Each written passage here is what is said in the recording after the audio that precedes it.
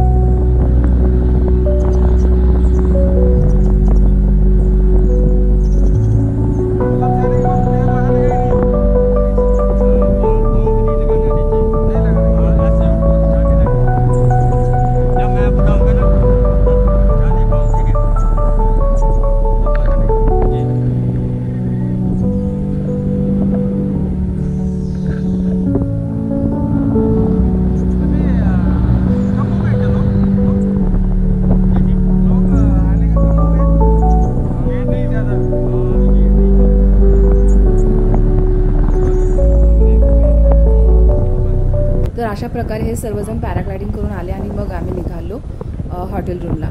Video कसा वाटला नक्की कमेंट करून सांगा, आवडला तर लाईक करा आणि माझ्या चॅनलला सबस्क्राईब नक्की करा। भेटूया आपण नेक्स्ट व्हिडिओमध्ये, तोपर्यंत बाय बाय।